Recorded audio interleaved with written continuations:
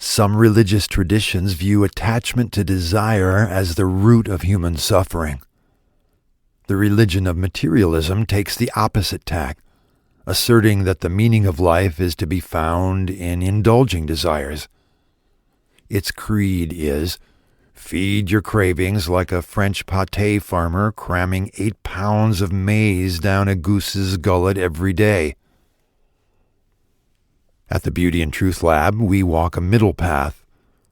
We believe there are both degrading desires that enslave you and sacred desires that liberate you.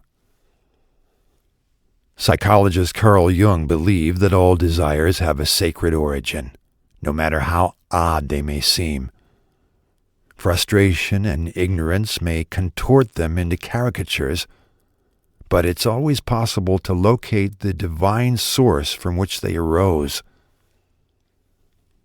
Describing one of his addictive patients, Jung says, his craving for alcohol was the equivalent on a low level of the spiritual thirst for wholeness, or as expressed in medieval language, the union with God.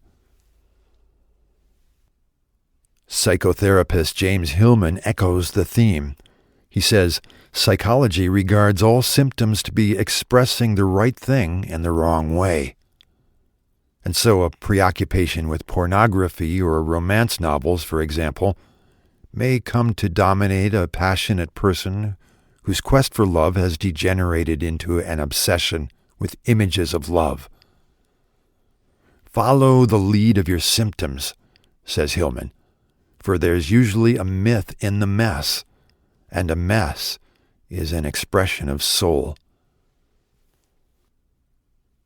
The French poet Lautréamont wrote about holy yearning disguised as mournful complaint. Whenever you hear the dogs howling in the fields, his mother told him as a child, don't deride what they do. They thirst insatiably for the infinite, like you, me, and the rest of us humans. I even allow you to stand at the window and gaze upon this exalted spectacle.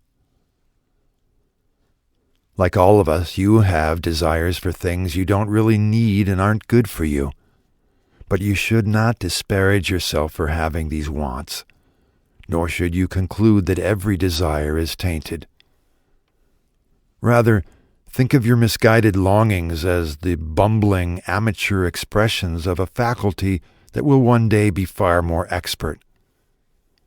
They are how you practice as you work towards becoming a master of desire. It may take a while, but eventually you will want only things that are good for you and good for everyone else too.